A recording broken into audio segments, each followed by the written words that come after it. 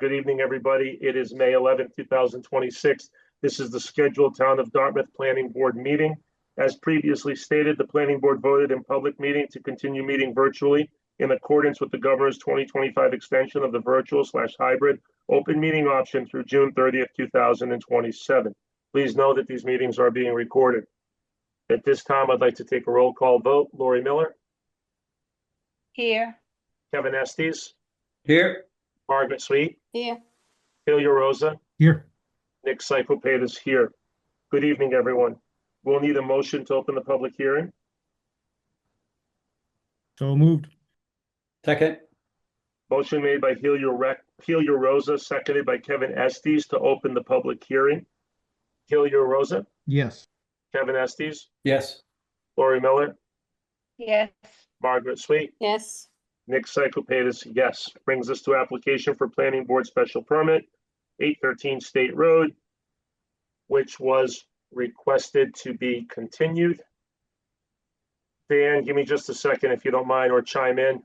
Sure. No, I can read the letter. I'm sorry if I missed it. Did you mention that the meeting's being recorded? I did. Okay, awesome. Sorry. I I was said it just quickly. I'm sorry. I know no we're under problem. I time just wanted to constraint. make sure for the record.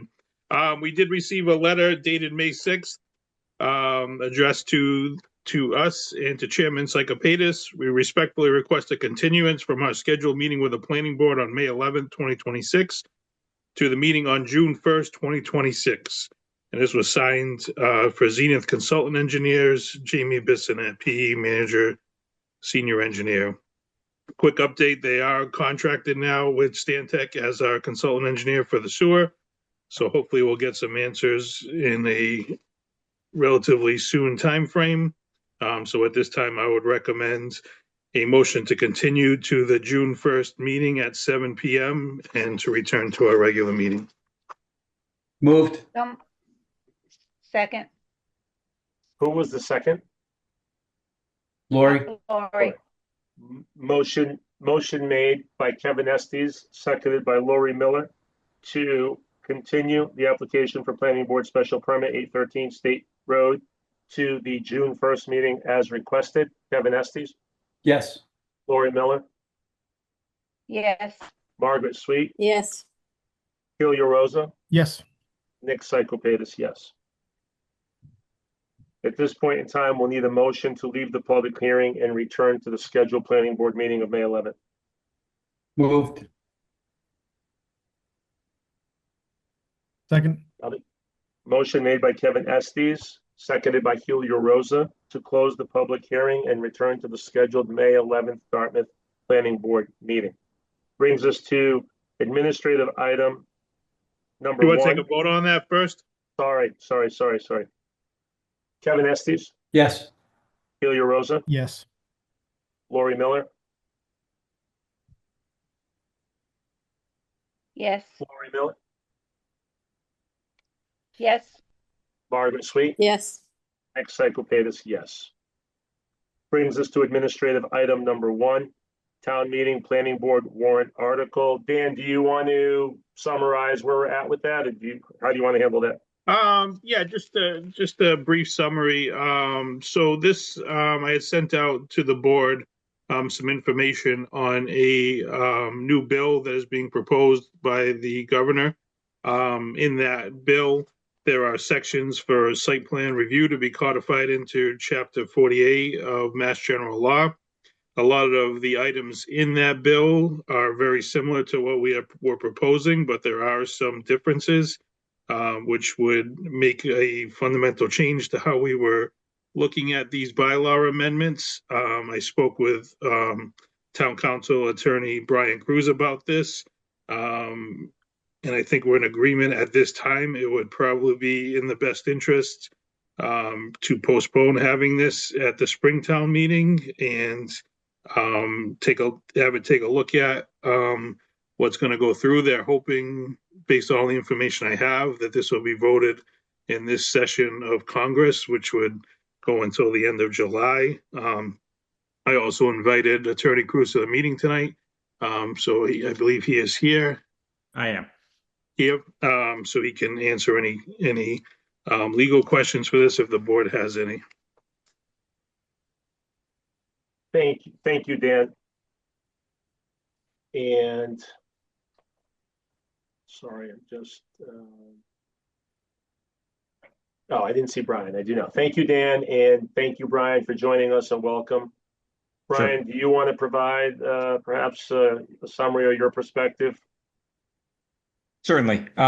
So this is, I believe it's called the Mass Winds Act. It was filed by the governor on April 16th, which was, I believe, just after you guys held the public hearing, or maybe just before. In any event, it would codify site plan review for the first time statutorily, as Dan mentioned. The couple things to note are, one, it would require any design standards to be in the bylaw. So our plan to convert a bunch of those under the current bylaw into regulations would no longer be a possibility under this new statutory requirement. It would also eliminate any ability to have architectural requirements, which is not particularly a big deal from your perspective, since currently you have suggestions under the bylaw rather than requirements, but be aware of that as well. Most significantly, honestly, I think, is the fact that it would create sort of the equivalent of what you guys do with subdivision definitive plan approvals, which is that it would specifically codify in statute the ability of the planning board to issue waivers for design standards under site plan review. So rather than having to get a variance or any of that, it would be more along the lines of how you treat waiver requests under the subdivision control law for definitive plans.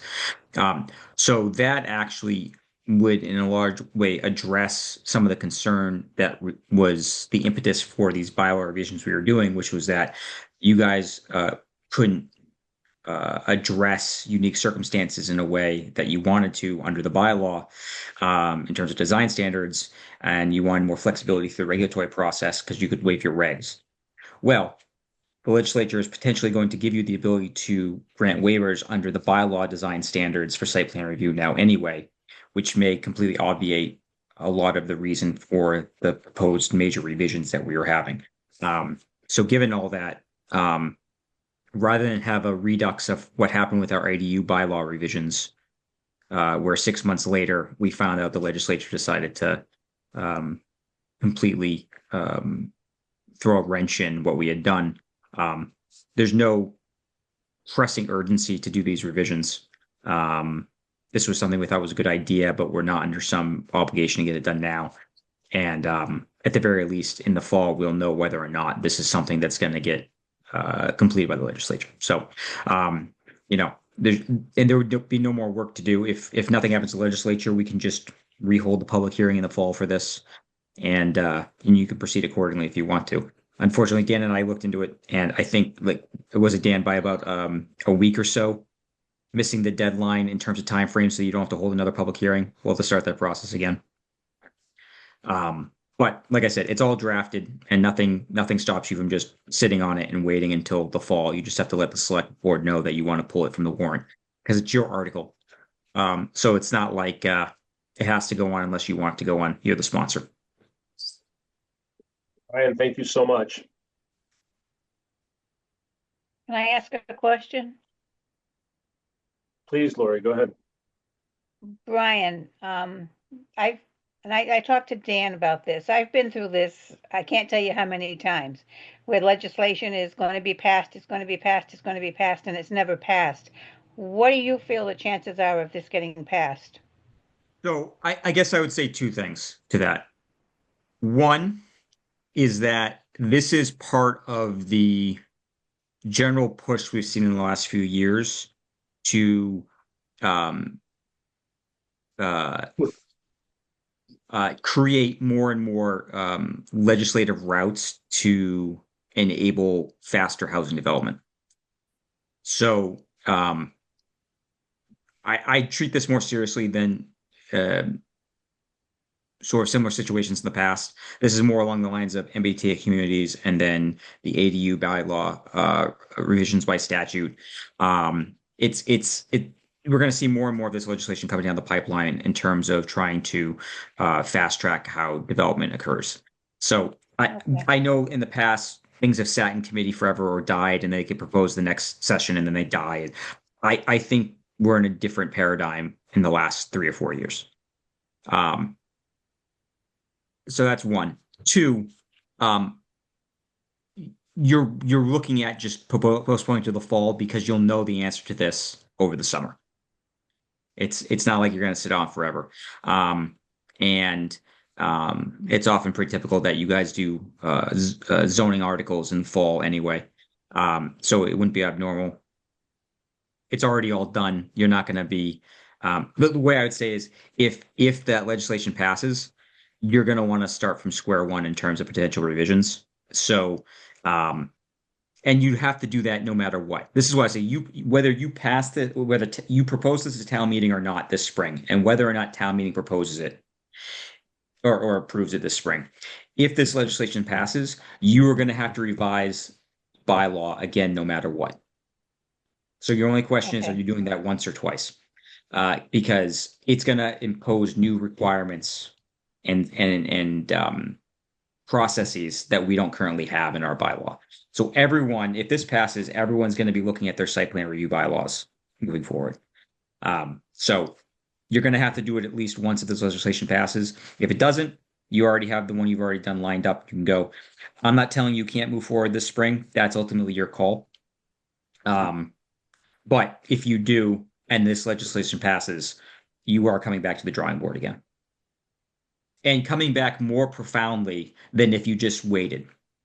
So I think that's the biggest takeaway is the revisions you would have to do if this legislation passes are greater if town meeting passes this warrant article now than if you wait.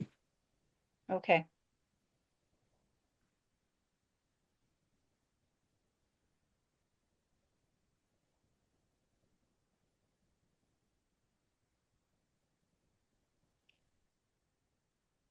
Mr. Chair, can I ask a question?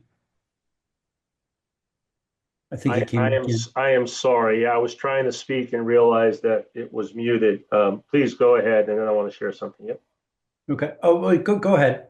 No, I was just going to share the fact that if we go down this road that's being advised, the next step here tonight would be a motion to withdraw what the planning board is sponsoring as it relates to the proposed Article 24 changes, along with a request of the select board to remove the article, specifically Article 24 amendments from the warrant. And this is a rather time-sensitive decision on our part as they're at the hall now. That's what would have to follow if we agreed on that. But please go ahead, Kevin.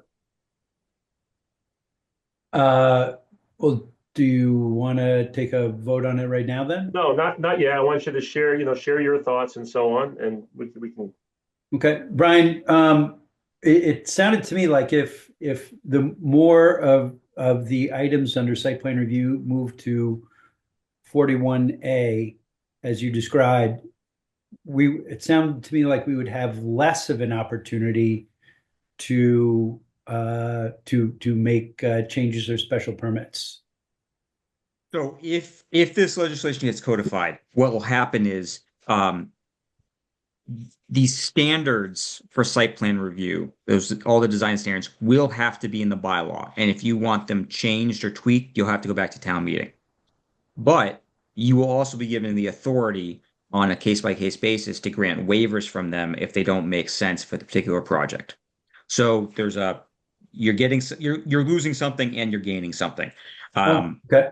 But it's a completely new way of looking at it that is distinct from both the current bylaw as well as what you guys have proposed in this warrant article. It's a complete overhaul of how site plan review would work, and it puts it in some ways more akin to subdivision review.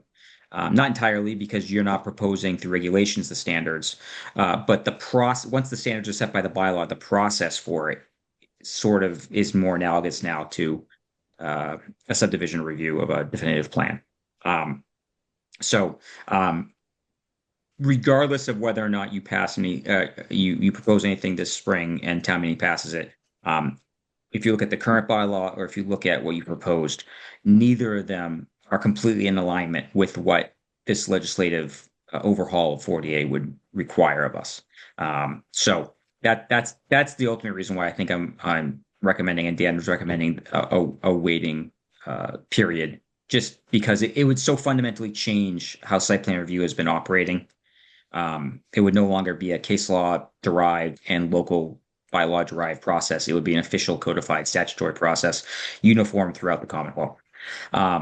Which, there's good things to that. There's bad things depending upon how individual towns have been operating. But it's so fundamentally new that I think it makes sense for you to hold off.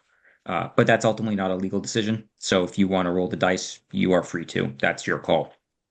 If you do that and we pass it at the spring town meeting and the legislature passes this legislation, we will have to undo a lot of what is revised by this warrant article. So just be aware of that. Nick, can I ask another question? Are you finished, Kevin? Yes, I am. Please, Nick, can I ask another question? please. If this is passed, how soon will it go into effect? Will it go into effect immediately? And When you hoping say, that Lori, this when you say passes- this, do you mean the legislation or the warrant article? the legislation. That would be up to the legislature. They could say it goes into effect on January 1st. They could say it goes into effect immediately. That's entirely, the legislature gets to decide that when they pass the act. Okay, so between now and their vote on this, we could be working on an article to take to town meeting eventually to codify what they're codifying. Conceivably, rather than you can have the one we've already done, you can keep it like in your pocket if nothing happens with the legislature. Right, And just at the same circulate. time, you could be thinking about how you'd want to craft things, assuming the legislation does pass. You would, if you waited to see what happened in the legislature, you have a few months to do that anyway. But if you wanted to get a head start, there's nothing to preclude you from doing so. That's up to you. Okay, thank you. Mr. Chair, I'll comment if I can. Please proceed. Just another perspective as well. Two things. If we did enact these changes, we could potentially be complicating matters for residents or anybody doing business in Dartmouth by having a short window of time where these different regulations, bridge where we are now and where the state will codify. I don't know if that's the fairest or in the best interest of Dartmouth to have that scenario, this bridge scenario. The other part too is if we wait, when we have to present, or when Dan presents to town meeting, the presentation itself and the education component to the town and the presentation component to the town goes down a very different road if it's codified by law versus changes that the board wants to do independently. And that might set us down a better road or a different road for sure. But we certainly have more standing when the state requires us to do certain things than if we don't. And based on that, I would recommend us pulling the article. Thank you, Helio. Hey, you're back. Yeah, don't ask me how. I don't have an answer.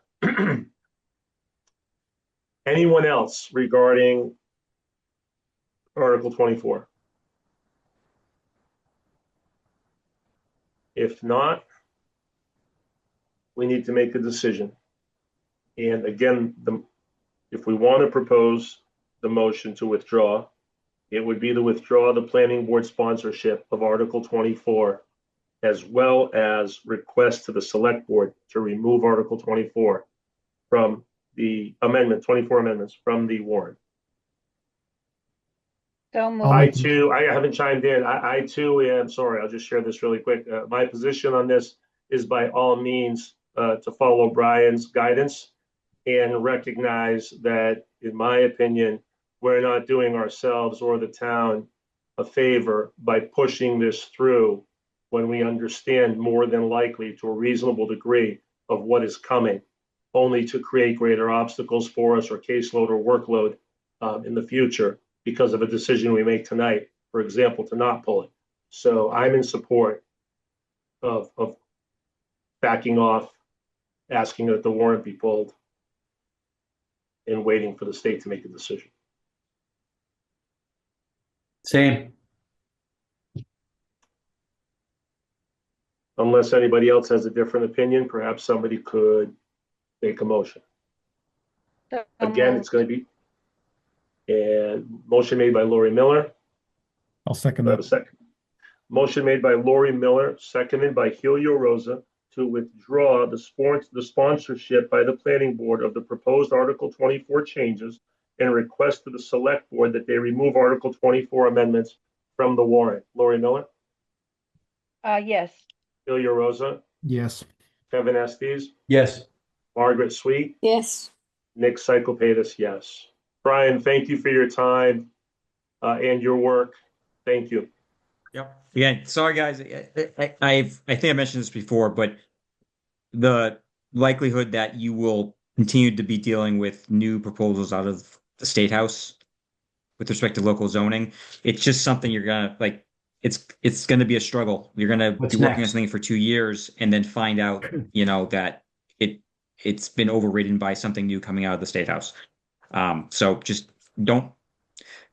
I want to just don't feel like, oh man, we messed up. No, this is probably going to keep happening. And the town meeting process for zoning reform is going to end up getting outpaced by the speed at which the State House wants to see things getting done. I think that's just practically what you're going to have to be dealing with. Just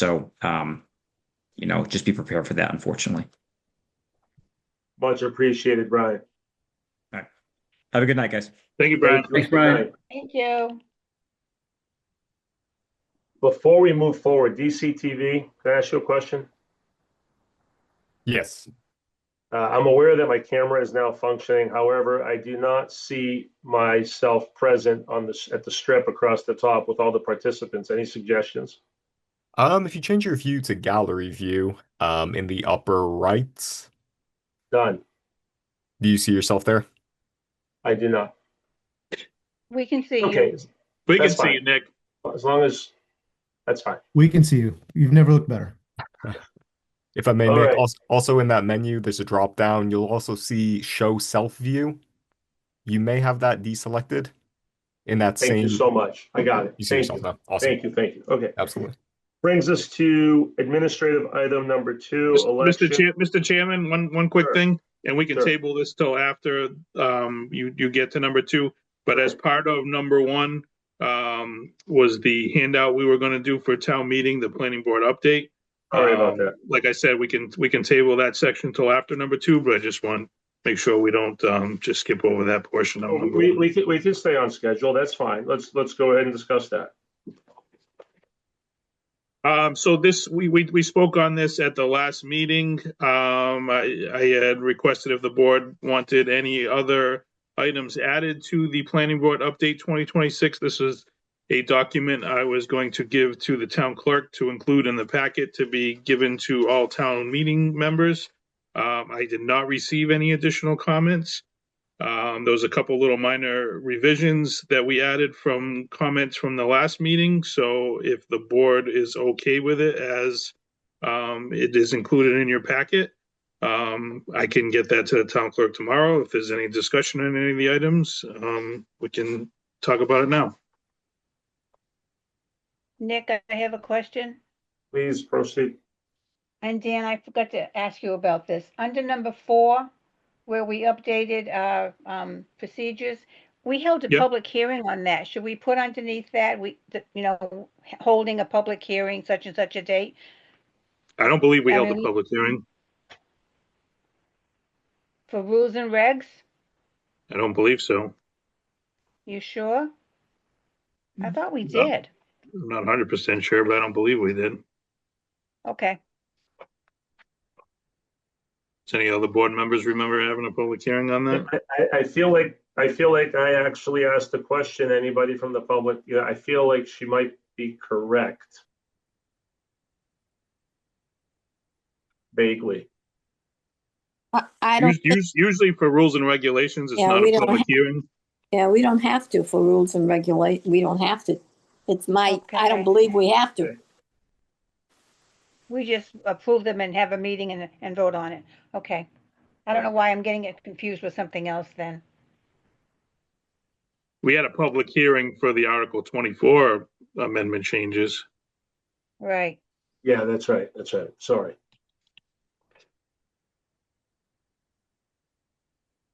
Mr. Chair, does item number 1 apply anymore?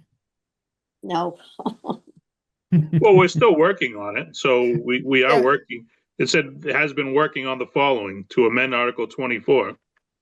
So So I we think are working on it. It's going to be, in my opinion, a lot of the things that are in the bill are items that we talked about as advantageous to include in any kind of changes. So obviously it's up to the board, but it's definitely something we've been working on this since at least last August. So regardless, we're not saying that we got Article 24 amendments to pass town meeting, but we are working on it. So it's up to the board, but it's definitely Yeah, I been a don't- big component of what we've been doing for the last year. I won't disagree with that, Dan.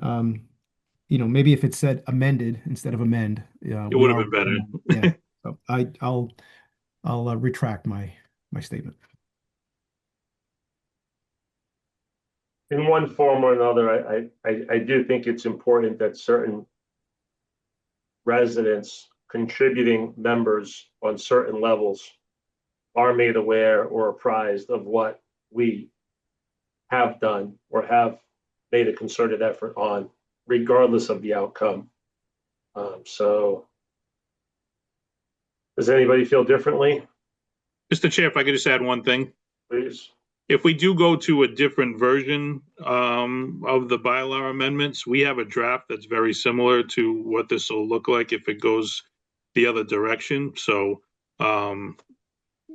it won't be like starting from square one. We have a pretty good draft of the bylaw that we had before we looked into taking the regulations out that incorporate a lot of the changes that are in this Mass Winds Act. Staff and other departments have seen this kind of coming down the path a little bit. So we had done a lot of research into the bills that were in front of the House and incorporated a few of the items that are ultimately in this Mass Winds Act. So I feel like we're on a good path, either direction it goes after the summer. Great, greatly appreciated. Anyone else regarding handout and summary? If not, are we basically suggesting that we use the summary as proposed? I'm good with that. I think it's a good one. It's a nice job, Dan. Okay, great. Nobody feels differently, and we're in support of the summary at this point. Dan will proceed accordingly. Dan, you good with that item? Yes, I am. Thank you. No worries, thank you. Number 2, election of Board of Officers and other appointments. This is a meeting where the new year has begun following the election that occurred a few weeks ago. We're all present. Tonight's the night where perhaps we expressed interest in what we would or would not like to do in the upcoming year in terms of roles and responsibilities, chair, vice chair, clerk, followed by other appointments. Nick, I'll do you share- want to put this, off and do the site plan review, number 3? Because I think there are people here for it. If that's the case, That's the board. absolutely. Yeah, absolutely. I mean, this is board. I'm fine. I see them now. As members of the board, are you okay with continuing number 4 and number 3, and then coming back to the election of officers? Yep. Margaret, Yes, Yo, you okay with that? Yes. Good deal. All right. Number 3 is site plan review. We will return to number 2, site plan review for 411 Fonts Corner Road, Assessors Map 63, Lot 12. I'll let Dan, if he's okay with it, bring us up to speed. Sure. Mr. Chairman, this is an application for site plan review. It's at 411 Fonts Corner Road, also known as map 63 lot 12. This was filed via the portal under application PSPR 26-1. This proposal is for a 5,355 square foot building. The proposed use is a gas station with convenience store and a food service, all on the same building footprint. This is brought forward by Raymond Young from South Coast Development. This, as you remember, had come before us for a different project. Currently, it was an existing vacant car dealership. This lot is currently located partially in the office industrial zoning district and partially in the limited industrial district. The work itself will take place in the portion of the lot that is zoned for the office industrial district. It is also located in the marijuana establishment overlay district and the Fonts Corner overlay district. This project received a use variance from the Dartmouth Board of Appeals under application ZAV 25-11. A little background on this: they submitted plans probably about a month ago. Staff did an initial review, supplied comments back to the applicant and their engineer. They submitted plans back to us. We had a few minor comments that were relayed back to the engineer on May 5th. We hadn't received comments back from them yet for that, but there's only a handful of comments. I think it's appropriate for them to come before the board and present their project. And then we can address any concerns the board has along with the additional comments that staff had. The comments staff had were minor in nature, all that I thought could easily be addressed, so I'll let them speak on that. They are also under review from the DPW for some outstanding items. I know the applicant's engineer is working with them. The few comments on the portal via other departments in town are included in the packet under your report for this project. One thing I do want to point out to the applicant and their engineer for conservation, I know they've recently filed a notice of intent. I spoke with the agent for the Conservation Commission. They just wanted me to point out to them that they will need updated plans for the stormwater review. The plans that were submitted are not the same ones that are currently before the board. I'm assuming after this meeting, they will be close at least to submitting revisions based on comments tonight and those additional comments. So I will let them speak on that. And at this time, I think it would be appropriate to let the applicant and his representatives give their presentation for this report. Dan, thank you very much. I just responded to the DCTV chat to allow screen share and so on. Will As do. far as So the proposers are concerned, sorry. I was just confirming, is that Philip, Raymond, and Mickey, all three Yeah. that are in attendance? Please do so, yeah. Hello, this is Ray Young, South Coast Development. I'm the applicant, and I believe Phil Henry was, there was a chat. Was he allowed into this meeting? I'm in, Easy, yeah, there we go. Oh, there he is. Thank you. Good evening, gentlemen. Good evening. Hello. Ray, would you like to start, or would you like me to give a brief overview? I like your overview better than mine. Okay. Good evening, everyone. My name is Phil Henry with Civil Design Group. We're the civil engineers on this project. Dan gave a very comprehensive overview of the plan. So rather than repeat what he says, what I would like to do, Mr. Chairman, is to share my screen, and I'll show the site plan, and then I could sort of walk you through the site plan, and then we can just get right into some questions if you'd like, and I could provide some color and feedback as we go. That would be great. We would appreciate that. Yep, I'm just trying to be efficient with everybody's time. Okay, so what I'm showing here is the site plan. And if there's any other sheets that you'd like to look at, I'm happy to do that. Just to orientate everyone, north is face up. Can everybody see the plan? Yes. Yes. Okay. North is up on the page, where my mouse is. Fons Corner Road is on the left, going up and down on the page. And the site, those of you that are familiar with the site, there's an existing single-family home and a detached garage on the property that would probably most likely be around where my mouse is here, and then the garage is located here. There's also a cell tower in the back as well. This is a very large site. It's a very long and skinny site. So the viewport that you're seeing right now is just the viewport of a few hundred feet off of the roadway. And what you're looking at here is a proposed automotive service station, a gas station with a proposed convenience store and drive-through. So just in no particular order, working from left to right, we have 2 full access curb cuts off of the roadway here. You could enter via this curb cut or this curb cut. You'll then be met with some internal driveways, some accessory parking here. There's a driveway here. What you're looking at here is maybe I could start drawing. This is the fuel stations. There's 8.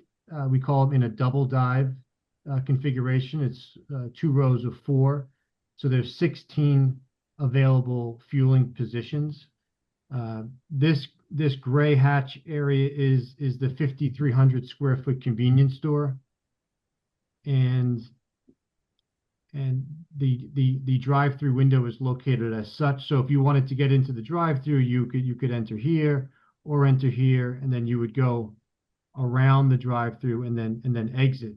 This we worked pretty closely with Dan and Ross, and they were very helpful in guiding us in what the board likes to see and conforming with site plan rules and regulations. As Dan had indicated, they had issued some minor revisions or minor comments. Dan, I think Ray uploaded those plans today, and this plan we think reflects what the latest round of comments. Although you can be the judge of that. But those were some minor items such as adding crosswalks, I believe, and some additional striping, and then also adding some information about the order board and the speaker and some parking space requirements. So we updated all that on the plan. In total, we have 38 parking spaces. Like I said, there's accessory spaces here, spaces here, spaces here, and then employee spaces in the back. We have a drive around, or I'll call it like an escape lane of the drive-through. So folks that want to circulate around the building or get out of the drive-through are not dependent on the car in front of them. They can pull out and then drive around, and that's also consistent with fire apparatus standards. There's dumpster here. All in all, we're proposing 34 trees and over 200 shrubs and ground cover. Despite it being a fairly narrow site, it is a fairly deep site, which allowed us to provide what we would consider a very good layout for this type of use. We're also adding pedestrian access off the roadway as well. So with that being said, that's the 10,000-foot view. But I'm happy to answer any specifics. As Dan did mention, though, we are working through some comments with DPW, and we think we're there from a planning perspective. But we are happy to field any questions and answer any questions that the board may have. Thank you. Thank you, Philip. If you don't mind, I'd like to ask a quick question regarding the proposed use of the convenience store / restaurant. Will there be any dining in? I don't believe so. It would be more of a coffee shop situation that would be inside the 4 walls of the convenience store. less likely to have tables and chairs? Or Most will likely, not? yeah, correct. Thank you. Anyone else? I have a question, Mr. Chair. Please.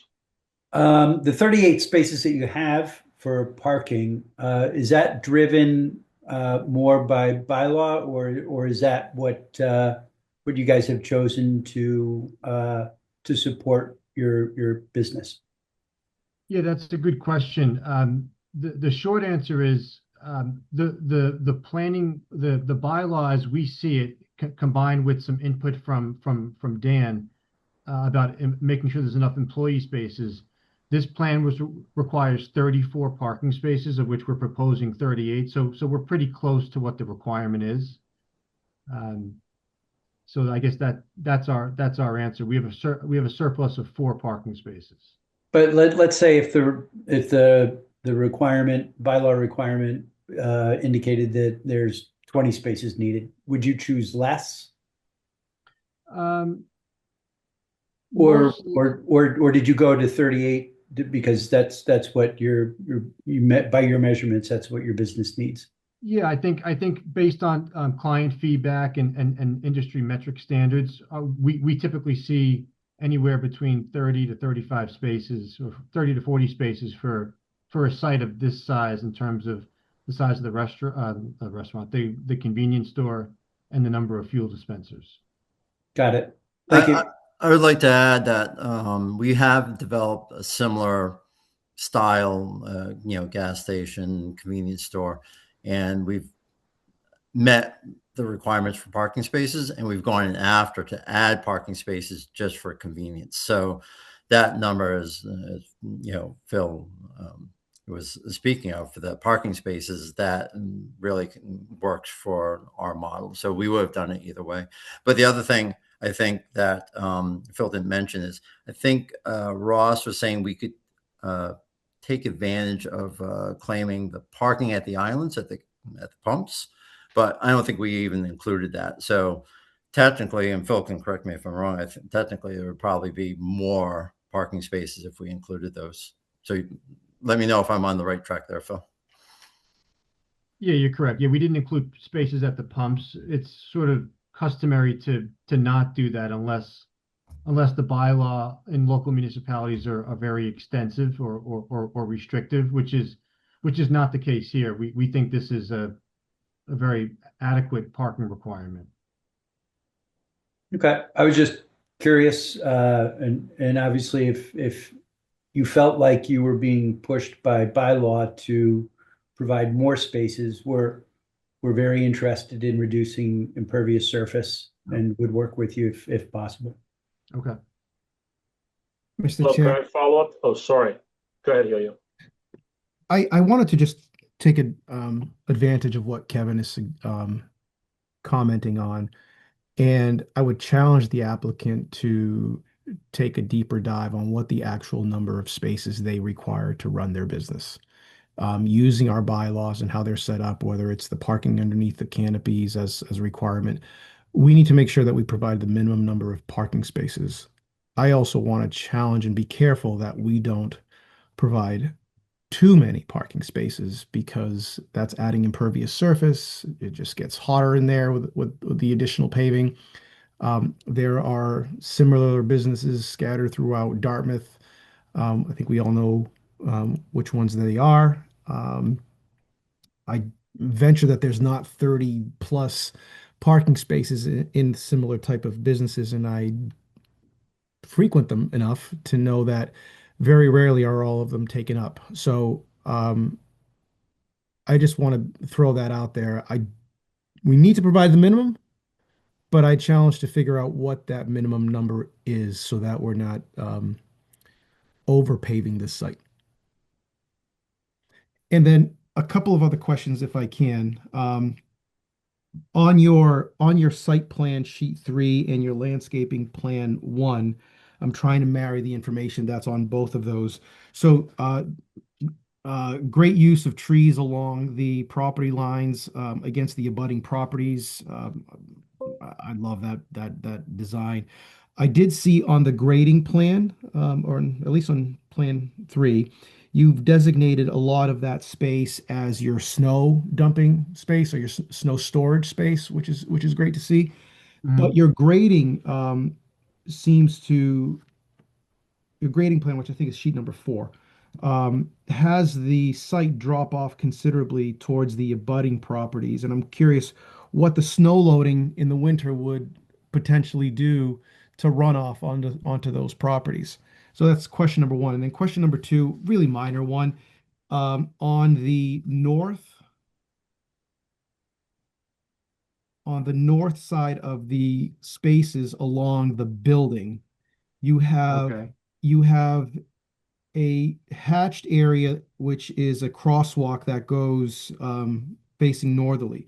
You have a tree there so if you're walking along the walkway in front of the building, you kind of have to do an S turn or a zigzag to get to that crosswalk. And right beside it is a tree. And I just want to caution about, over time, the route structure, because, accessible path, getting to the common path of travel or a public easement, public way towards Fons Corner Road. Are we, with the way that is designed, are we risking the rooting of those trees potentially disrupting that pathway to get to the crosshatch? Yeah, that tree right there. Right here. Yeah, just the way that zigzags, and you're going across the driveway, the aisle, to get to the other side, to get to the opposite sidewalk. Keep cursor north. So you're Are you crossing talking? Yeah, so you're talking like this way? yeah. So that tree right there, you see how you're going to make that, if This that's one? supposed to be an accessible path, are we going to be uprooting that sidewalk over time just because of the way it's designed? Again, minor thing, just something to consider. And then, but bigger thing is, that snow dumping ground, are we on both the north side and the south side, are we introducing any unwanted nuisance to the abutters? Okay. Yeah, this tree can be reviewed. I could ask the landscape architect if this particular tree has what I'll call aggressive roots, and if so, we can reroute it, or I mean relocate it. If not, we can have an answer on that. With regards to the snow storage here, let me go to the site plan here. You are correct. You do note that the site's raised up a little bit, and that's for stormwater purposes. What we plan to do, what we were mindful of was, particularly on the south side here, is create a shelf. I'll call it like a graded plateau, such that when snow is stored, it's not stored on the slope itself. Also, we think that there's ample room to put snow, particularly along the back here, which will obviously stay on our property. And then on the north side here, there's actually run-on. So there's going to be a swale along this property line here. So the abutting property, if I recall correctly, is at the same elevation or even higher than us. So that's not a concern, at least on our standpoint, but we were mindful on the south side to create sort of a level area off pavement. I will give you a peek behind the curtain. We are extending this wall easterly a little bit because the DPW does not want us to significantly change the grades over the existing sewer easement, which runs along the southerly property here. So we are going to be reintroducing a wall. We actually had it, removed it, and are reintroducing it. So long story short, there'll be like a flat area of like 15 to 20 feet right off of where that snow is going to be stored, which will give it time to settle and not be intrusive onto the abutting property. Yeah, that makes sense. The flat area where your site is predominantly, you're at either at 146 or 147. It's hard to see the swale on the northerly side, but you're at somewhere between 146, 147 along most of that. And the grading does dip a little bit into that swale, but it's impossible for me to know the extent of that swale. And then obviously the other side of that shelf that you're referring to, you're going from as much as 146 down to 140 and below by the time you get to the property line. So, a good amount of drop off there. The shelf, I think, will help on that. I don't know how you protect anything from going over the shelf so that you're not overburdening the runoff on the snow and the silt and the debris, but something to consider. Okay. Yeah, I think this, actually, you know what? Let me see if it's on, oh no, it's not on the plan that we submitted today. But that wall that I speak of is going to extend along here. So there's going to be, I think it's 15 feet here. So any snowplow or even a bobcat won't be able to push snow off that wall. And that slope is going to disappear because the wall is going to take up that grade change. So even if snow ends up falling over the wall, this area here that I just circled will be flat. There won't be a slope on that. And the revised grading plan will reflect that. Great. Mr. Chair, oops, sorry. Mr. Chairman, if I could just respond real quick to one of those comments. Do so.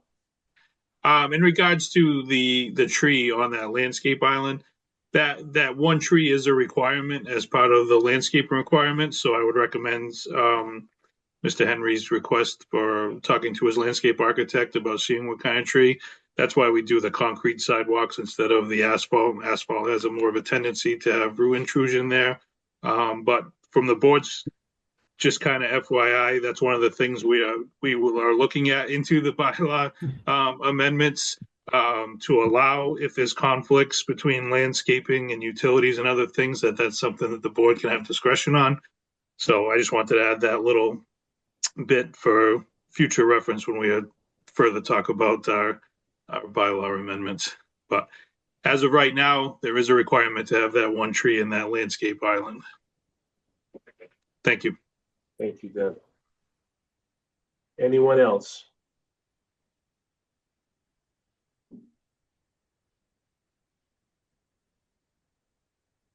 If there are no further questions,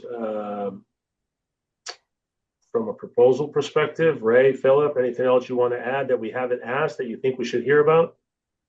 I mean, I don't think so. I mean, we are working with, like I said, Dan's office and then DPW on answering any technical questions. I know this is administrative review. We're here to request an approval. If the board feels comfortable in that, we would certainly accept that, and with the condition of continue working with staff.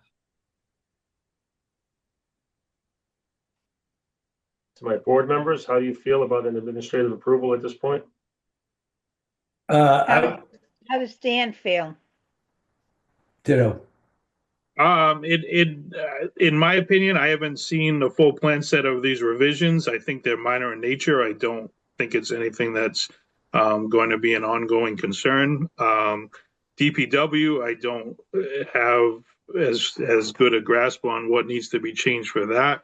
I would like to see a revised plan set. At that point, I would think we should be close enough at that point. If there's just some outstanding DPW items for the next meeting, that's something that could be approved administratively with a condition that outstanding DPW comments to be addressed. But in my opinion, I would like to see the revisions, and hopefully we're down to just those DPW final couple questions. Yeah, Mr. Chair, if I can, I would second Dan. Without the DPW review, I'm less comfortable on the administrative approval today. Very fair. And I think it's we've got to exercise some caution too, not to set a precedent in an area of gray where maybe it doesn't get applied to somebody else in the future in a similar format, or gray area. So Philip and Ray, as good and as defined as the plan is, are you comfortable with coming before us one more time for the board to see those revisions and then allow for an administrative effort by Dan if needed? I think that we can accommodate that very easily, because I think we're pretty much well there. There were, I think, only 4 comments on the planning end of it. We'll just have to work on the DPW items, which I know Phil's been working on. So I think we can get most of those resolved. I think to credit the fact that you think that you guys are just about there, I think our side is more of a procedural decision. It's not about the plan. I mean, the plan's well defined, but procedurally, it'd be good to have the next step before us. Sure. Understood. And Mr. Chair, if I have one more comment, Please. just more from a commentary. These plans were very well put together. From the plans that I've had an opportunity to review, you all did a really nice job in providing a comprehensive set of documents. Thank you. Thanks to Phil. Thank you both, and we look forward to seeing you again and seeing this through. Okay, thank you. Excellent. Thank you. Have a good night. Thanks, Good guys. night, everyone. Good night. To be clear, that was administrative item number 3, site plan review for 411 Fonts Corner Road. As we mentioned, we are going to go back a step to administrative item number 2, election of Board of Officers and other appointments. And that brings us to a point where the board traditionally, year after year, following the election, has to make changes and or fulfill positions for the year ahead. And before we proceed, I just want to say that I truly thank you all. It was a pleasure being chair because of a couple of reasons. 2 big ones are the fact that it was a learning experience, to say the least, and collaborating with you all meant a lot to me for the time that we've spent together, although it was virtual for the most part. I truly want to say thank you. The experience was great, to put it mildly. With that said, I'm hoping that we can make the decision to determine who's going to be chair, vice chair, and clerk this year.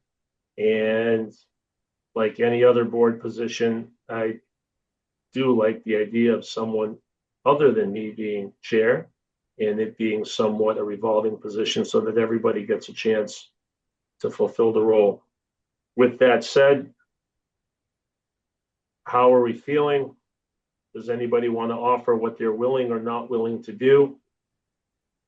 And hopefully we can have some dialogue and get to the point where we start to appoint accordingly. I should share, since it's small pause, there was a short silence, that I do have a complicated 26-27 year ahead of me, and I'm hoping to not be chair, vice chair, or clerk, but I'm looking forward to hearing what everyone has to say. Nick, I'll throw out if the board is willing to entertain my service, I don't have any objections to holding a vice chair or clerk role for the board.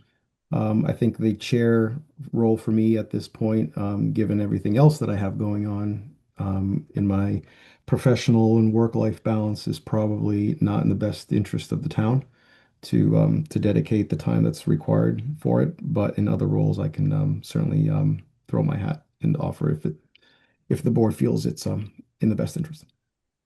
I appreciate you coming forward, Helio. Thank you. Mr. Chair, I'll second I don't want to repeat the same comments, but I think I'm in the same boat as Helio, and I would entertain taking whatever Helio does not, whatever position he does not end up taking, if he ends up taking one of the 2. Much appreciated, Kevin. Thank you. Lori and Margaret.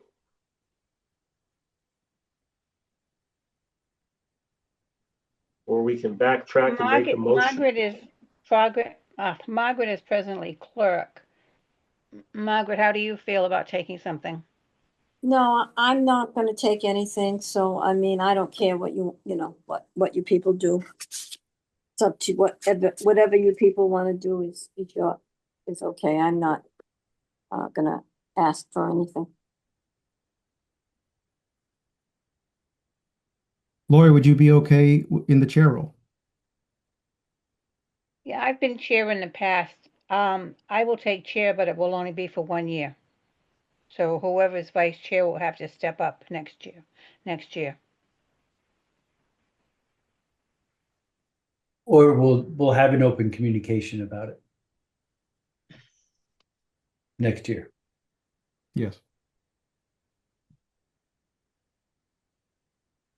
Yeah. I mean, Mr. Chair, I'd like to move to appoint Lori Ann Miller as chair.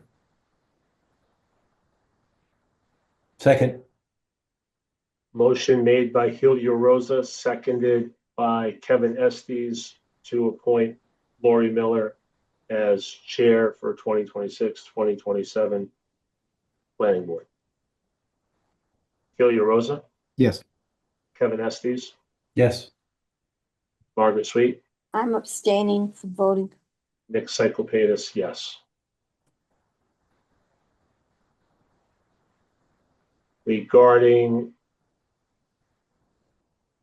clerk and vice chair, Helio and Kevin, you've both made it clear that you're willing to step up. Do I have the right as current chair to contribute to a motion? Okay Yes. with that? I don't think you can make a motion. That's what I'm asking. So I'm asking if I'm sitting back waiting for you folks to make a motion on a chair, vice chair. I would make a motion, and if he's willing to accept it, I would move that to appoint Helio as vice chair. I've been impressed with the depth of his knowledge and attention to detail, and I think he would make a very strong backup.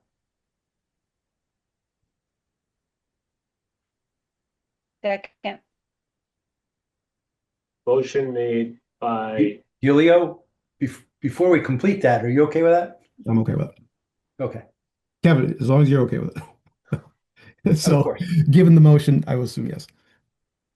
motion made by Kevin Estes and seconded by Lori Miller to appoint Helio Rosa as vice chair for the 2026, 2027 Dartmouth Planning Board. Kevin Estes, Yes. Lori Miller, yes. Nick Cyclepatis, yes.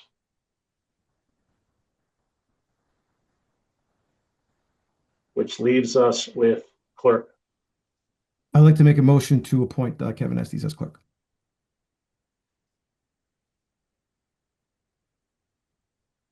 Second, Motion made by Helio Rosa, seconded by Lori Miller to appoint Kevin Estes as clerk for the 2026, 2027 Dartmouth Planning Board.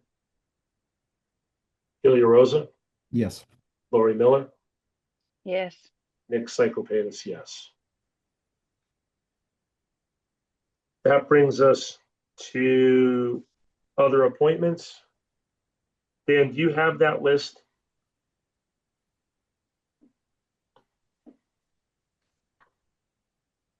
Dan, you're muted. Sorry about that. That's okay. Would you like me to go through it? And I can Well- list who what the different items are and who is the current representative?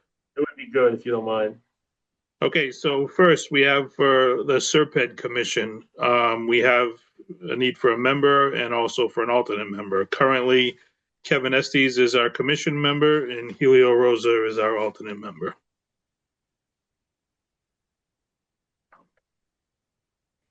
I enjoy learning most of the time. Most of the meetings are I find interesting, so I don't mind taking that and continuing it. And I wouldn't mind staying as alternate. Dan, do these require votes or not? Yeah, we can vote. But do we want to just vote on a slate at the end? Can do that too. Probably better. Okay. Next item. Next item is the Soil Conservation Board. That position is currently held by Nicholas Cyclepatis. I'm embarrassed to tell you that we have not done anything, nor have I participated in anything. I believe it's been quiet, but I'm happy to stay there. Okay.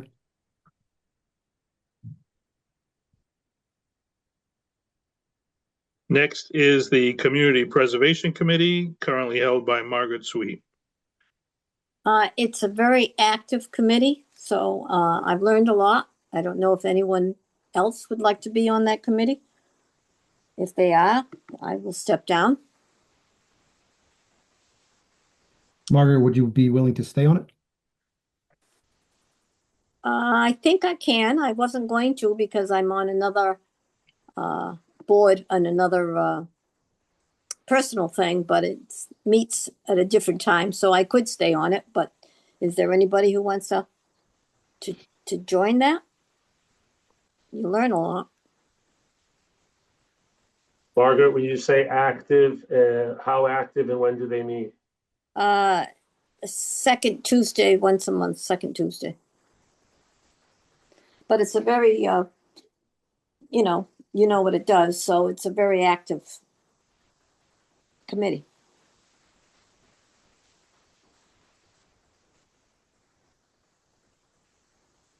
If you're willing to stay, I'm happy to have you there. If anybody else feels differently, speak up. Otherwise, appreciate Margaret maintaining that position. Dan, what's the next item?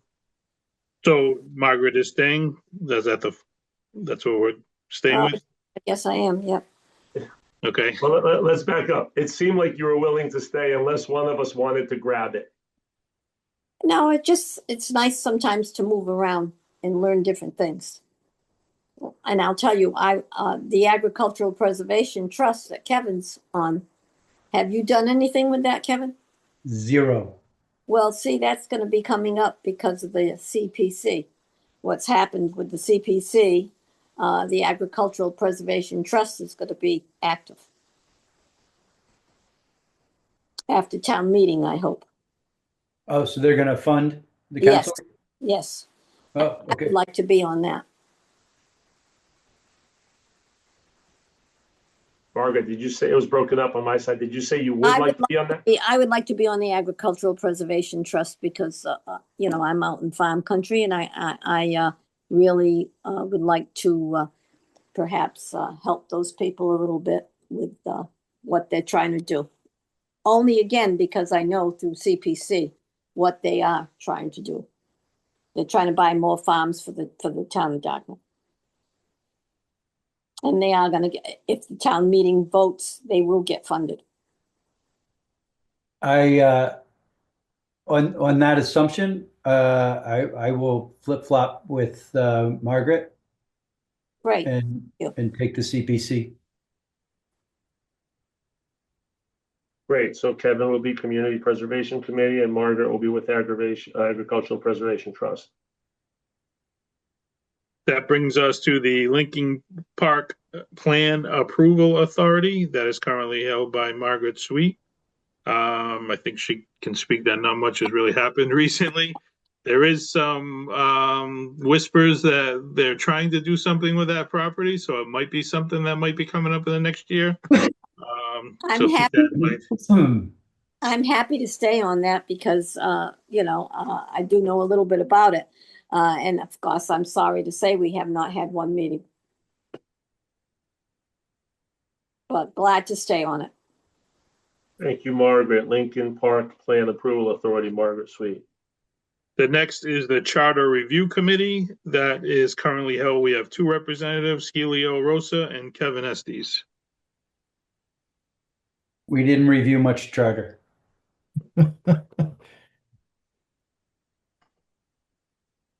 You gentlemen willing to stay there? Maintain my spot there. Helio, you willing to stay on as well? Yes, no problem.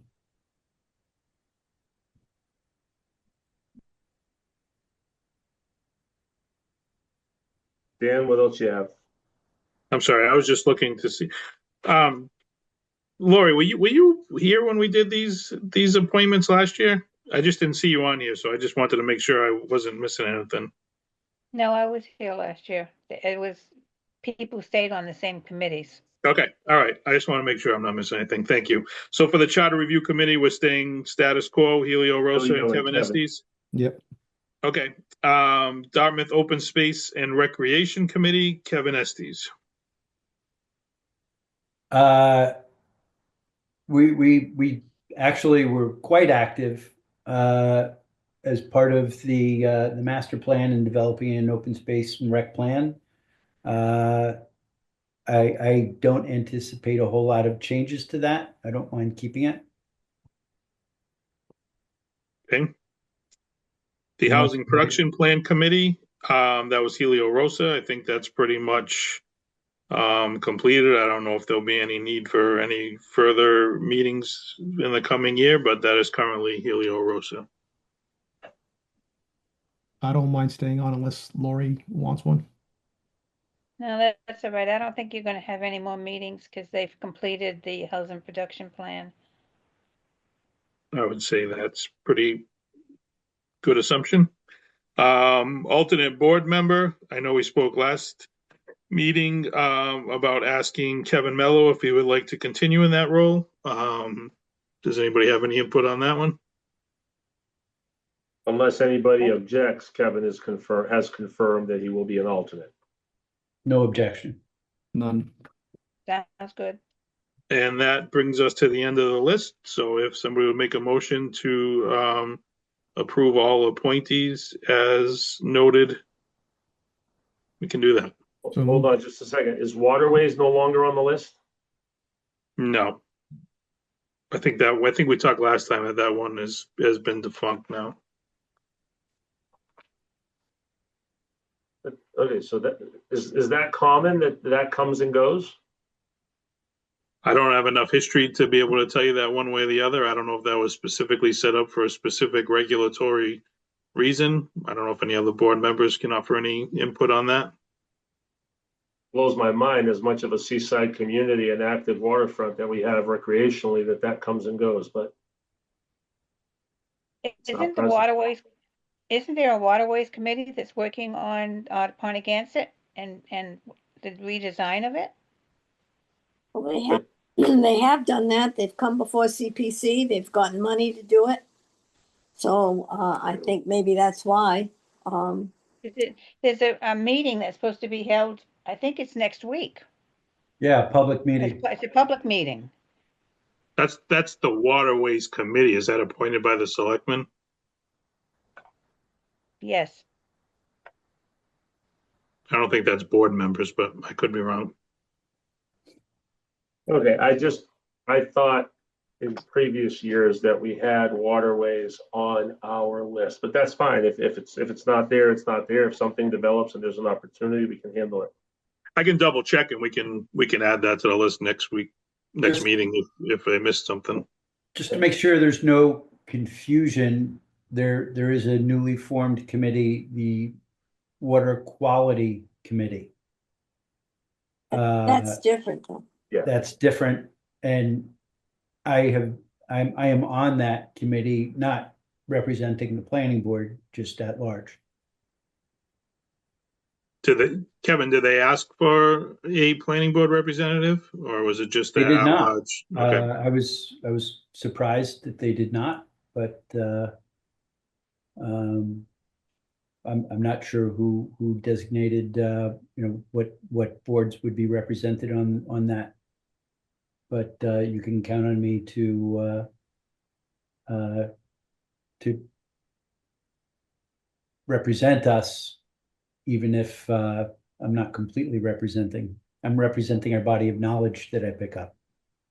Appreciate that, Kevin. Anybody else? If not, we can make a motion to approve as appointed. So moved. Second. Motion made by Helio Rosa and seconded by Kevin Estes to approve as appointed in regards to the other appointments necessary for the 2026-2027 Dartmouth Planning Board. Helio Rosa, Yes. Kevin Estes, Yes. Lori Miller, Yes. Margaret Sweet, Yes. Nick Cyclepatis, yes. I don't know if you got me. Yes. I got it. Yeah. Does that heal you?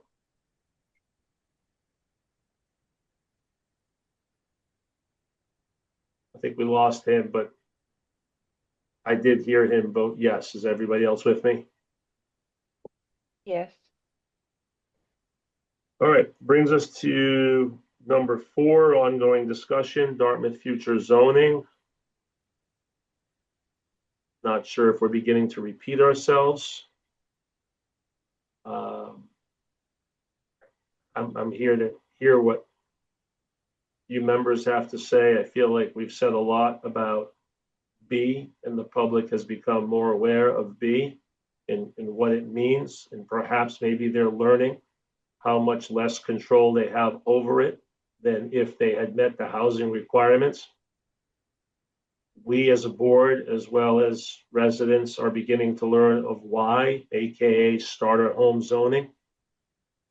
And as far as future zoning, we have spoken quite a bit in different segments about things such as increased density, which is something I was a big proponent of, because we have plenty of developed footprints, not pad sites, but footprints already developed, whereby additional floors, such as above retail and different levels, could generate a significant amount of housing units, quite frankly, in parts of the town where transportation, healthcare, employment opportunities, food, etc., the retail circle that's necessary for such an increase. I feel like we're at a little bit of a standstill. I feel like I'm starting to repeat myself. I know we're waiting on a few things. I know that, and we've talked about this, and Dan has helped us, that the amount of plans that are before the town and approved, once they mature, we will meet the needs to be able to defend ourselves against the state and 40B applications or the thought of them, but we're not there today, so the threat remains. I'm all ears. I'm not sure which way you guys want to go with this conversation tonight about future zoning. But I will tell you that I hope one day that I'm old enough to see increased density in places where I think it's least impactful to the nature of our town, and yet most successful in that it defends against the potential of other 40Bs.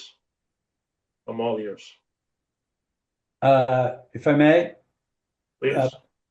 part of the Mass Wins program is facilitating a conversion from commercial to mixed use, particularly for underutilized commercial parcels.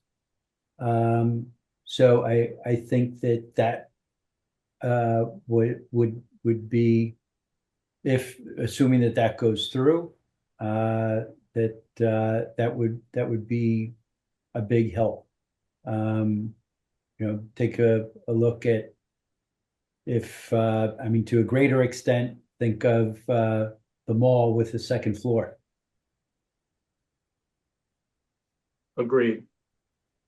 And I'll add to that Dan and I spoke today, and another caveat to the Mass Wins proposal is it will take away the existing, and I say this with all due respect and caution to our fire department and the services that are needed, but it will take away the current height restriction. I don't know what that means big picture, but that's a big deal. So there is opportunity in this Mass Wins proposal that, quite frankly, will be a way of right according to Mass General Law.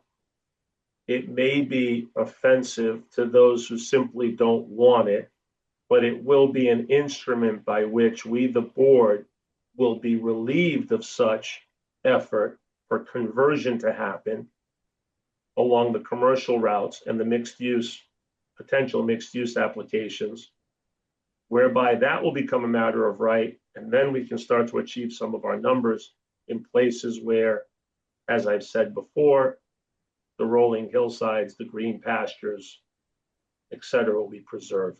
And at the same time, our housing stock will increase. It's hard to communicate with those who only care about not developing, who only care to say, do not build, who only care to say no more in Dartmouth.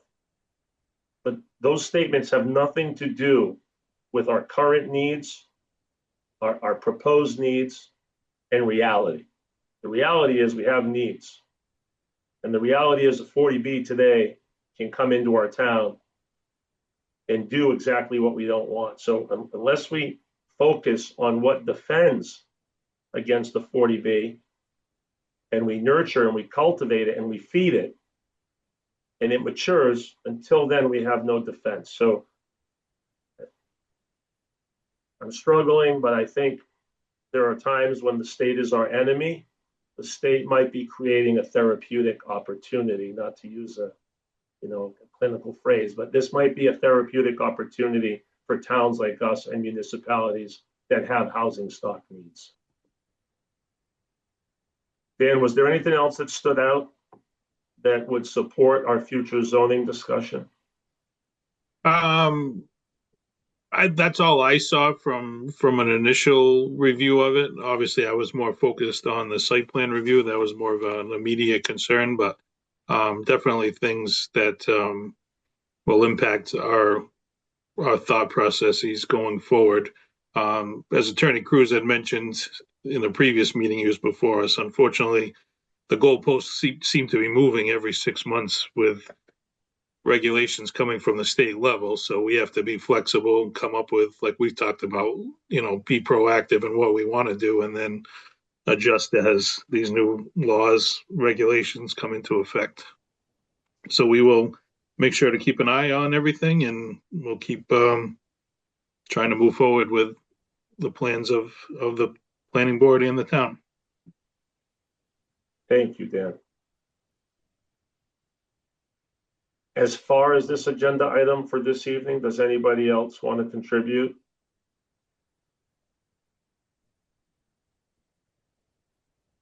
Otherwise, we will revisit it, and in the interim, as things develop at the state level, I'm sure Dan and Ross will get it before us.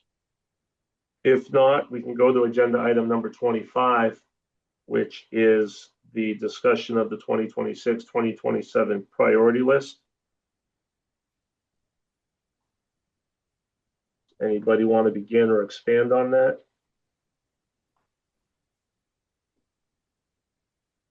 Can I make a comment? Please. I think the last time we discussed this, we asked the town planner if he had anything he wanted to put on the list. So I don't mind having strictly the planning board's priority list, but underneath that, maybe we should have the departments, the planning department's list, because there were a number of things that they can work on while we're also working on something else. Dan, do you remember, you gave 3 items. I forgot what they were. It was for the battery energy storage system bylaw, which we had our first workshop for that. Just real preliminary discussion. We're looking to have another one this summer. That was recommended to planning staff to take a real strong look at that, for even to try to get it in for a potential fall town meeting bylaw. That's something that's coming up more and more, and the town should be prepared to have a bylaw on that. The other thing staff is working on is a use table. There was a use table that was approved a few years back at a town meeting. After going through it with me, staff, and the zoning enforcement officer, we found a lot of discrepancies with the bylaw in that use table. So that's something that needs to be updated. We're in the process of doing that. It's pretty substantial in its depth. So we are currently working on that. And also staff is working on updating the subdivision regulation updates. A lot of the same issues with the site plan review, filing procedures, making sure we're still in line with other industry standards, regulatory changes that have been made within town and at a state level. So those are three things that staff is working on currently. So my recommendation is, can we make this the 2025 planning board members / directors priority list? Or underneath, maybe underneath number 6, we can put planning staff's recommendations and list the 3 so that we have them there so that we can check them off as they get done.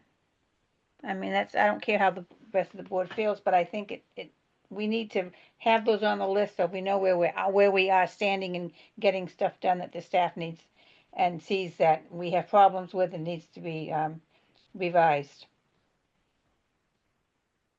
Agreed.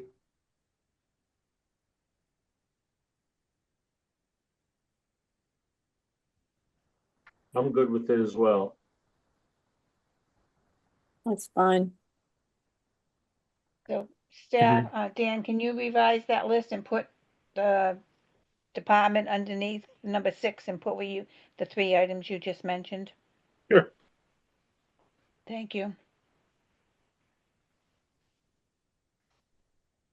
I would also Oh, recommend, ahead, sorry. sorry, Mr. Chair. Go ahead. I would also recommend, I mean, of the list that we have here, the architectural guidelines do not seem to, I think, in my mind, rise to the immediate pressing needs of the town at this point. And I would strike that.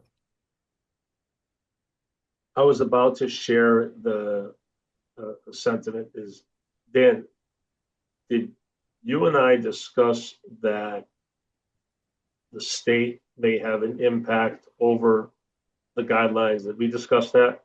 Yes.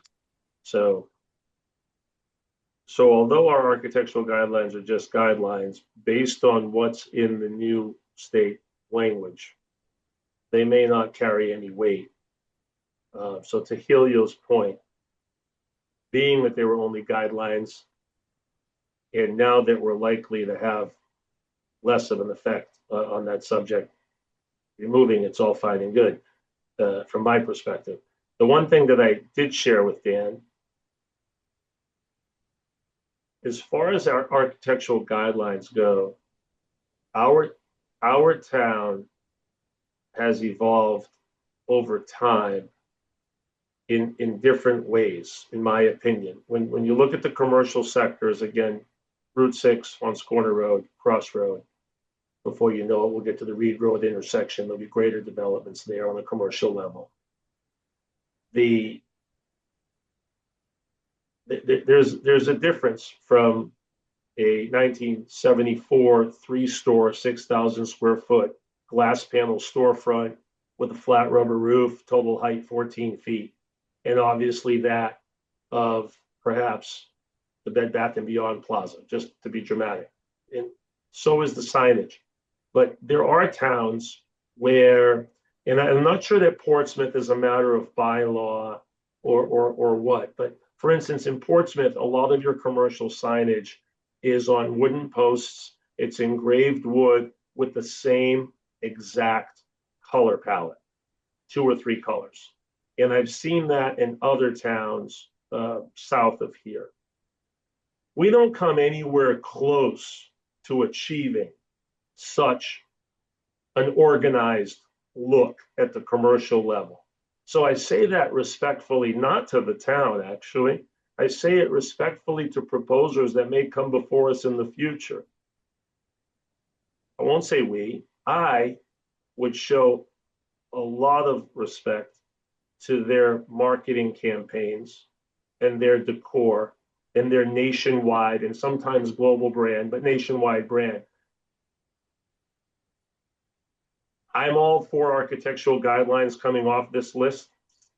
And what I'm really saying, I'm all for in a particular sector of town that is predominantly commercial, that on those thoroughfares, more than roads because of the volume that they see and the commercial traffic they handle, that proposers are allowed to maintain their national standards, in comparison to we asking for subtle changes just to prove a point. We will not achieve what some of the other towns have been able to do because they had their foot down from the beginning consistently. So to apply it to a proposer 2, 3, or 4, in my opinion, doesn't hold any water. So I just wanted to share that as my last night as chair regarding architectural guidelines. Anything else on this list? So we're going to take away number 4? Yeah, I think that's fair. I mean, we don't need to make a motion on this, correct? We're just discussing it. I just want, yeah, make I sure think everyone, it might be good to at least get a list that everybody's got their hands in on and can bless. I'm not sure it requires a vote, but Sure, well, or all in favor of removing item number 4 from the planning board priority list known as architectural guidelines. Kevin Estes, yes. Lori Miller, yes. Margaret Sweet, Yes. Ilya Rosa, Yes. Nick Cyclepatis, yes. Done. Anybody else with any of the other items?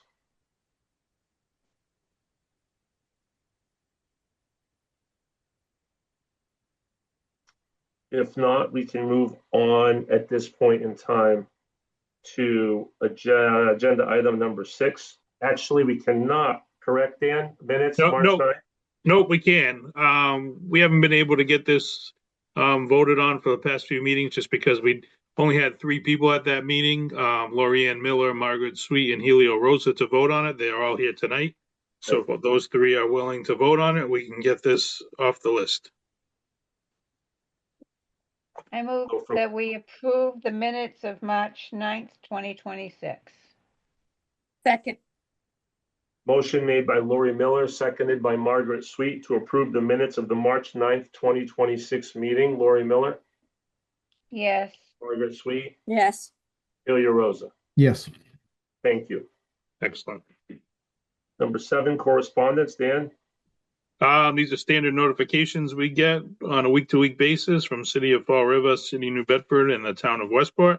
So barring any comment or discussion, I would recommend a vote to acknowledge and file.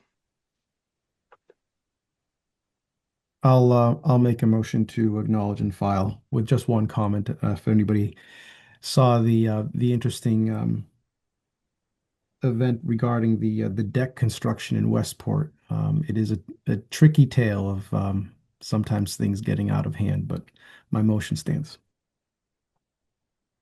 Second. Motion made by Helio Rosa, seconded by Lori Miller to acknowledge and file agenda item number 7, correspondence. Helio Rosa, Yes. Lori Miller, Yes. Margaret Sweet, Yes. Kevin Estes, Yes. Nick Cyclepatis, yes. Brings us to number 8 for your information, old business, new business. Dan, incoming ZBA application. Yes, so we have one ZAV 26-3. There's a little interest from the planning board's perspective. So on the application, they're looking to build a garage that needs relief. This garage, if you look at the site plans on a small triangular lot, for the most part, map 49, lot 23-3. Including your packet, there's a plan for a subdivision of King Meadow Preserve. This was an OSRD plan. As part of that OSRD, if you look in the notes under number 4, the parcel where the proposed garage is to be placed, this was parcel A on that subdivision plan. Parcel A had a note intended to be combined with the budding land of Diane St. Pierre. So this lot was supposed to be merged with map 49, lot 22. So I would like to make a comment to the Zoning Board of Appeals to reference this plan and make them aware that these 2 lots should have been combined. I will take any input from the board in regarding that. And does that happen through the ZBA or would that come back to I us? think it should, I don't know if it'll be, if they would make that a condition to follow through on that. There is a deed that lists the lots. It doesn't necessarily say they're combined. It just says that they own parcel 1, which is the lot with a house on it, and lot 2, which is parcel A on that plan that I referenced. What that does for lot coverage and other things that they need relief from, that could have an impact. So I think it's important for the ZBA to know that that was the intent. It's a little weird case. Per the assessor's billing records, they have them as combined. Through our assessor's maps, they don't. So I think it's just important for the ZBA to be aware of that, and for them to represent to the applicant that this was something that should have been done as part of that plan approval.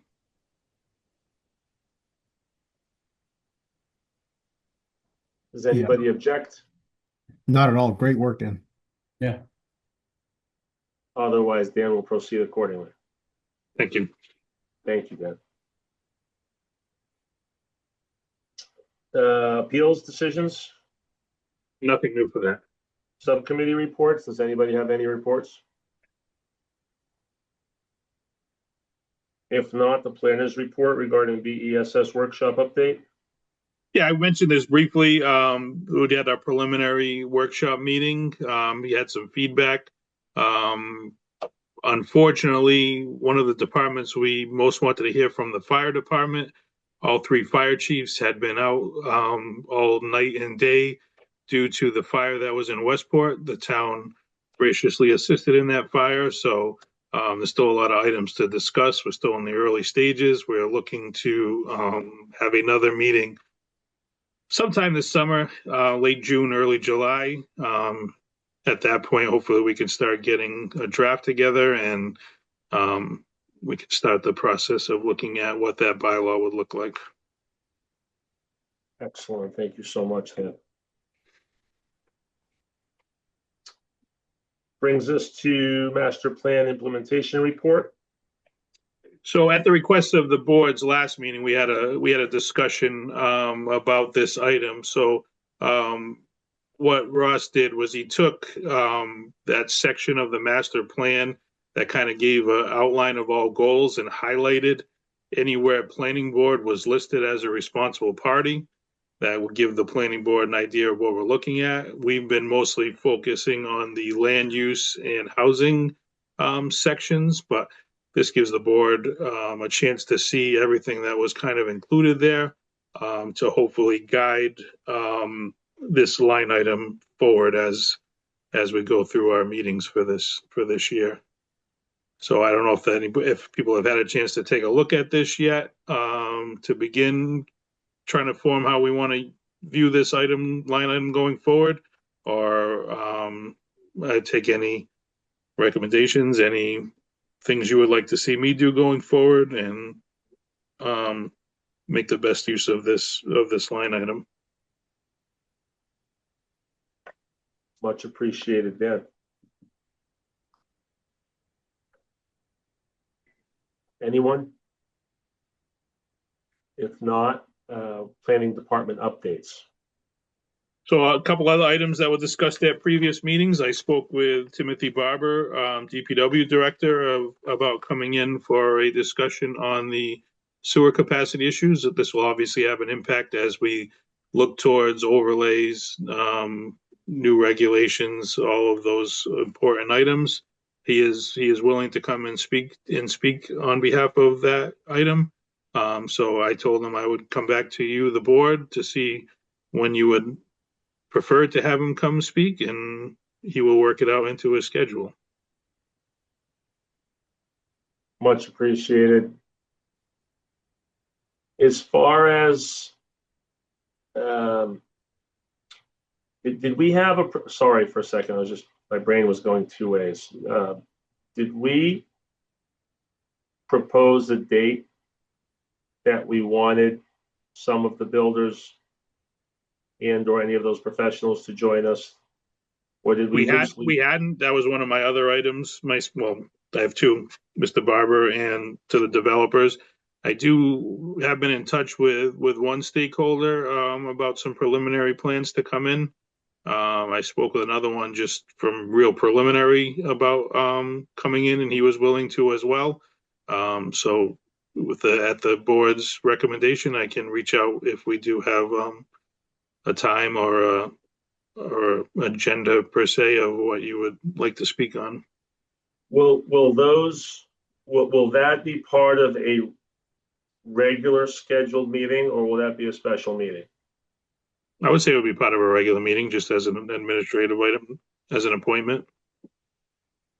I'm just concerned that if we have 2 or 3 stakeholders, categorically their specialties might be slightly different, and the conversation might be expanded as such, where I just don't know how much, if we have them committed, what I'm really getting at, out of respect for them, I don't want to be short on time.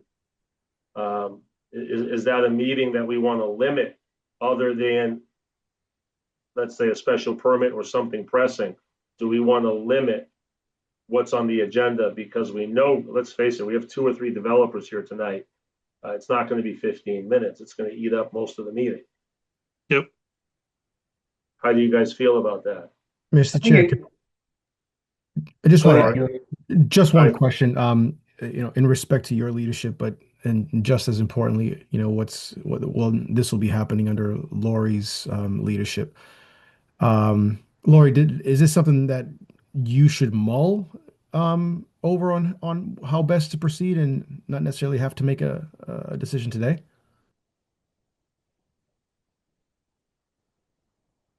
Again, I Nick, think it would with be, all due I respect, think, Nick. I personally think, and I don't know how Dan feels, but I think it should be a meeting where we have just the developers, just the 3, hopefully the 3 of them can all come together on one meeting. I'd rather have them all together and just have that discussion, because I mean, that discussion could be 15 minutes or it could be 2 hours. We just don't know. I tend to think it's going to be, at least an hour or 2 hours. So, I mean, we can approve minutes, we can do something like that. But I personally would rather have the appointment be just them. I don't know how the rest of the board feels. I'm all for that. I don't see how a meeting with the individuals that we collectively have in mind when we're talking about housing stock and how to reduce the cost of a 1-bedroom and 2-bedroom unit, and how the cost is adjusted if it's above an existing structure versus breaking ground after you acquire that ground, and what it means to us in rent, and what it means to the residents in terms of opportunity. This is going to be a long meeting, a deep dive with them. And it's not only the fact that it's going to be a deep dive on our behalf, it's what some of us, and for me for sure, have expressed to residents is going to happen. So I think by no means should it be complicated by other agenda items. And I realize this will be under your direction. Even if that meeting is a separately scheduled meeting, so we have 3 weeks in a row where we have a meeting, the middle one is specific to that, a stakeholders meeting, I'm all for it. But that's one of the board members. I'm all for it. I'm here regardless of what we decide. Mr. Chairman, if I could just offer a quick opinion on that. Sure, please. I think it might be appropriate and make best use of time if the board kind of came up with an outline of items for discussion in that, what we were looking at ahead of time, so we can direct the conversation a little cleaner. So I think that might be a starting off point, would be to create some kind of outline of items for discussion with the potential stakeholders that we bring before us. I don't disagree at all. My next question is, do we want to make this an in-house meeting? Because well, maybe not. I'm not sure where all the stakeholders are going to be. Are they coming into Dartmouth? I mean, because Well, the one that was absent for the winter down south, you know, he's here for the season. A couple of the other ones, for the most part, are here regularly. So it's, I mean, at that point, we'll be sitting at town hall with them out of convenience so that they don't have to handle it through Zoom, make it more personable. What are your thoughts? I'm all for showing up at town hall for that particular meeting. I think there's a lot to be said for shaking hands and sitting next to one another. Completely agree I with you. agree. Completely agree. Margaret, are you on board with that? You're on mute, Margaret. Sorry, yes, I am.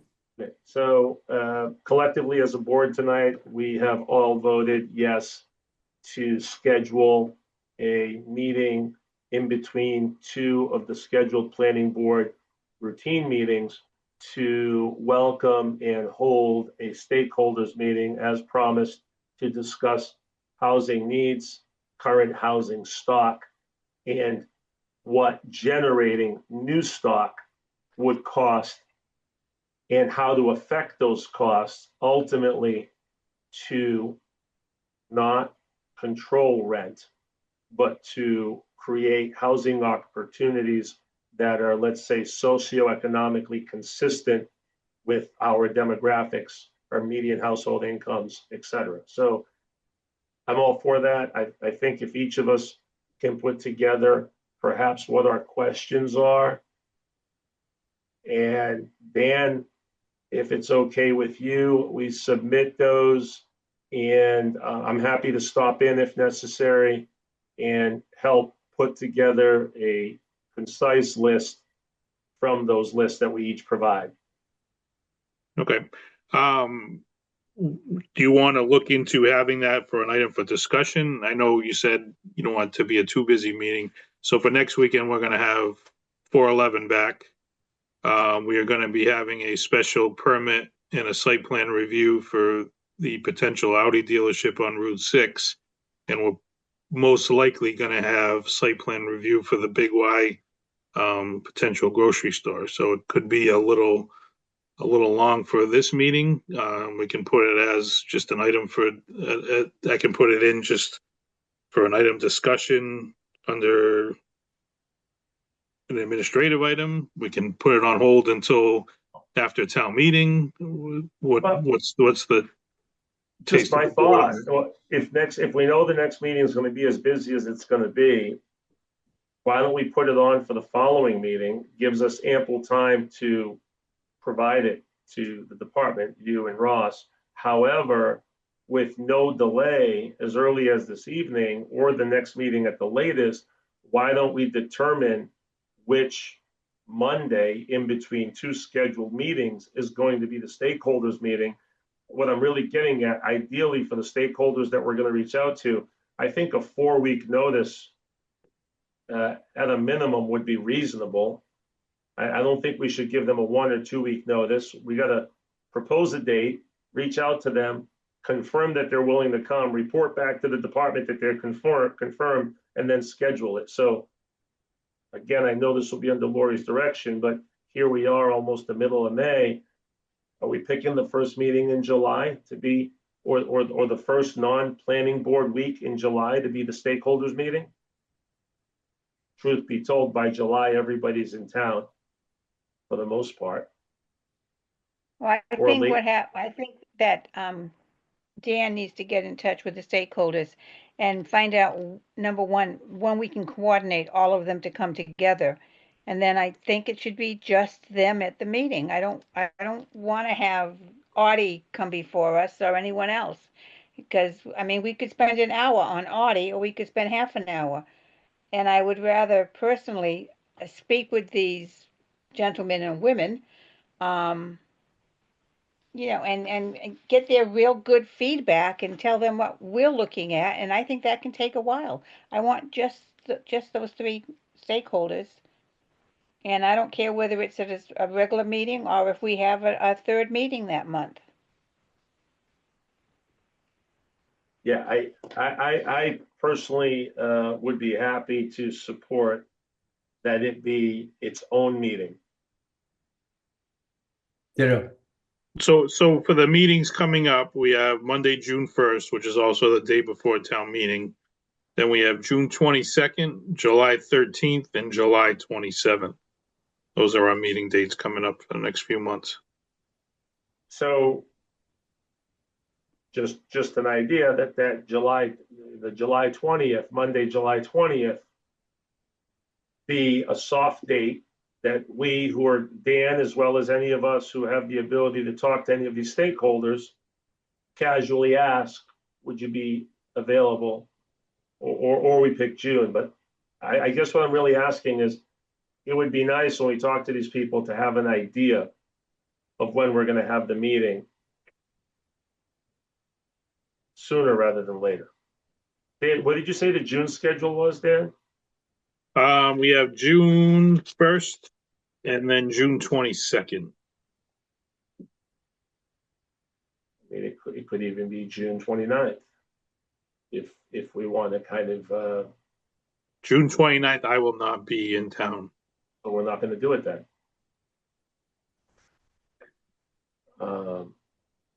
Yeah, we can revisit this date perhaps at the next meeting, but Okay. we all know what we're after here, and I think we all agree at this point, the stakeholder meeting will be the only thing on the agenda. It'll be a specific meeting in between our scheduled meetings. And then once we get a date or two, we can start talking to these stakeholders about their availability and that we'd like to have them come before us. And in the meantime, we can get our thoughts together on potential talking points, items for discussion. Yeah, I think we should try in the next 2 weeks. Even if we have time to revise it, which we will, or amend it, we should all try and propose put together a list and give it to you and Ross to summarize. So should I put on for the next meeting agenda a discussion item for stakeholders housing meeting, something to that effect? I think that would be great. At the bare minimum, we can run down the questions or topics or categories just to make sure we have an approach to them. Okay. Members, are you okay with that? Yes. Yeah. Yes. But we just can't pick one date. We're gonna also have to try and, pick a date where we can get all of the stakeholders together. So it's not us picking a date, it's calling them and saying, look, this is what we want to do. These are the dates available. What's good for you? Can we get you all together on the same date? I don't disagree. I don't disagree. What I'm really getting at is tomorrow, one of us is at a coffee shop in the village and runs into, subject A, and casually has a conversation about how things are going in the town. By the way, will you be available late June or early July to participate in the stakeholder? That's all. So I think in the next meeting or so, we have a couple dates. That's fine. Okay. Dan, and the other thing I would like to see, I don't know how the other members feel about this, is I would like the plans at the meeting. So that if we're talking about subject A, we can look at the plans and we can see what's existing on what they have, how many spaces they have. Can we make sure we can accommodate this? I'd like to see the floor plans. Well, not the floor plans, but Are we talking about specific sites, or we're talking in more general terms? I wasn't thinking specific sites for some of these people. Yeah, I I agree. I was thinking about general topics. Yeah, not specific sites. That's where I'm at. Yes, same. Lori, are you talking specifically about what we just discussed and what we're going to propose or request? Well, are we bringing in the stakeholders that are going to be doing this possibly? So my thought is we're bringing in stakeholders, which sounds very, very specific regarding their investment in a project. But from my perspective, what we're bringing in is an engineer or two, a commercial builder or two, a residential builder or two. And this is my perspective. Good evening and thank you all for being here. These are some of the challenges we see as a board and as a town. This is what we've been faced with as a need. This is what we've contended with from Mass General Law. This is what the residents are not crazy about. And here are some opportunities that we see. And then we start to, from my perspective, it would be, how would you feel if you knew that you could expand upon, again, let's just generalize, the Route 6 corridor and any existing use that, based on Mass General Law, if it's passed, you as a developer will be able to reach out to the property owner and expand above that footprint and create housing stock. And then, you know, if they like the idea because they see numbers in it, and then we kind of go full circle and say, well, listen, we understand in Dartmouth on a stick-built residential unit, it's about $400 a square foot to build a decent home, not including the land. Now that you're not buying the land, and now that it cannot be stick-built or maybe metal studs, and it doesn't have to be hardwood floors and it can be VCT tile, how can you help us understand how that cost per square foot can come down? And what does that mean to the proposed rental market? So now we start hearing from them, because they know cost per door, they know cost per square foot, and they know what room they have and where.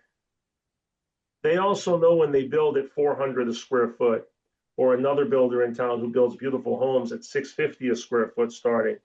They know who their target, who their targets are, their audience, who their buyers are. We're here to tell them we have a housing crisis and a housing need. And by the way, this is your audience. I'm just going to be hypothetical. 1,200 for one bedroom, 1,800 for two bedroom, 2,200 for three bedroom. That's your audience. That's the housing stock crisis. That's our need. By the way, that's also what's going to defend against the 40B in years to come. How can you help us achieve that? They might look at us in the first 12 minutes and say, you guys are crazy. That's not possible. But that's what we're looking to know. So from my perspective, talking to stakeholders, it's understanding what their opportunity is, either by Mass General Law or the work that we've done. What is their opportunity in that corridor? And does that have any potential in solving or contributing to the resolution of our housing crisis? If it does, and they are interested, then the race becomes who is going to talk to the property owners and how soon, because that's the next step. And then you slowly close the gap. And as those two come together, hopefully the department starts to see applications and we start to see things before us. So from my perspective, being selfish, that's what I want to know when I talk to these people. Does anybody else have a perspective of what we're looking to get out of them in this meeting? I'll only say that's exactly where my head was thinking, Nick. It's just it's a dialogue. Ditto. So, in Lori, Margaret, I think- Kevin. Oh, sorry. Go ahead, Margaret. I think we need to talk to people, developers who we can ask, look, we're thinking of putting a second floor on the mall. What's it going to cost to move the HVACs? Is it possible? Are we dreaming? Sure. Those are the kind of things that I need to know because, sounds good, but can we do it? Feasible. Is it feasible? Feasible. Agreed. Anyone else? If not, I'm going to be selfish again and make my report about the past year from a personal perspective. There are really no words on my behalf to express the level of gratitude and appreciation that I have to be part of the board. And the notion that I had when I became part of the board to learn and be involved in all that has by all means been fulfilled. You guys have all been extremely respectful. My time has been very, very much enjoyable. Most people wouldn't understand this other than those that serve in these capacities. I look forward to our meetings. And I just genuinely want to say thank you And I look forward to being a board member for my 5th year. 2026, 27, the final year of my term. With that said, agenda item number 9, Before we do, if someone's feeling brave, yes. I just wanted to say that I think you represented the board well, and you projected an air of getting things done and moving the ball forward, and bucking whether we disagree or agree, what some people would say, a lot of talk and not a lot of action. I think that you've turned that around, and I for one really have appreciated your leadership, and everything that you've all of your efforts to get things in action. Saying thank you is not enough, Kevin. I really appreciate your words. Thank you so much. And before I move on to item 9 as well, just want to express gratitude for your leadership, Nick. Your care and passion for the town and the board is more than evident. So thank you for the past year. Thank you. Thank you all. Thank you. I really appreciate you all, and collaborating has been fun, and I look forward to the next year. Nick, thank you very much. I can't say much more than the other two have said. You have shown your love for this town by, stepping up, and it's in every meeting people know that you love this town and you support taking care of it. And thank you very much. Thank you. I agree. Thank you so much. I appreciate everybody. Best of luck to the new positions for the year ahead of us. And I look forward to your direction. It's going to take somebody brave because it's 9:03 p.m. and I know nobody wants to go. Mr. Chair, I'd like to make a motion to adjourn. Brave man. Second. Motion made by Helio Rosa, seconded by Kevin Estes to adjourn the May 11th, 2026 Dartmouth Planning Board meeting. Helio Rosa, Yes. Kevin Estes, Yes. Margaret Sweet, Yes. Lori Miller, Yes. Nick Cyclepatis, yes. I thank everybody. Dan, thank you. Wish everyone a good night. Good night. night. Thank you. Have a good night. Thank you all. Good night.